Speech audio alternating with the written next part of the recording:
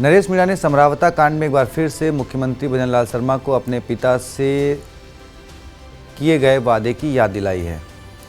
Tonk court में पेशी पर आए नरेश मीणा ने अंता में बीजेपी प्रत्याशी मोरपाल सुमन की हार के कारणों को लेकर सामने आए लेटर पर कहा कि मोरपाल ने जो कहा सही कहा। उसे बीजेपी के भी बड़े नेताओं ने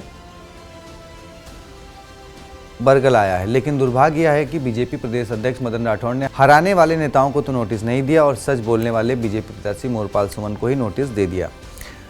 दरअसल पिछले दिनों अंता से बीजेपी प्रत्याशी रहे मोरपाल सुमन का एक लेटर सामने आया था, जिसमें उन्होंने लोकसभा स्पीकर ओम बिरला समेत प्रदेश में मंत्री हीरालाल नागर के साथ ही 3 विधायकों और कार्यकर्ताओं पर कांग्रेस प्रत्याशी प्रमोद जैन भाया की मदद करने का आरोप लगाया था। उसके बाद से ही बीजेपी में भूचाल आया हुआ था। अब नरेश मीणा ने कहा कि मोरपाल ने बिल्कुल सही आरोप लगाया था, उन्हें बीजेपी के नेताओं ने ही हराया। यह दुर्भाग्य है कि बीजेपी प्रदेश अध्यक्ष मदन राठौर को उन नेताओं को नोटिस देना चाहिए जिन्होंने मोरपाल सुमन को हराया, लेकिन सच बोलने वाले मोरपाल नोटिस दिया गया सच बोलने ने।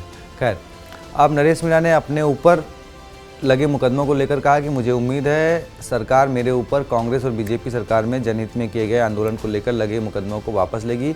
समरावता में भी लोगों पर लगे मुकदमे वापस लेंगे, क्योंकि जब समरावता कांड में जेल में था और मेरे समर्थन में जयपुर कूच का ऐलान किया गया था और इसकी तैयारियां की जा रही थी, उस समय मुख्यमंत्री ने मेरे पिता और कुछ समर्थकों को बुलाकर यह विश्वास दिलाया था कि मुकदमे वापस ले लिए जाएंगे। उसके बाद उस आंदोलन को स्थगित कर दिया गया।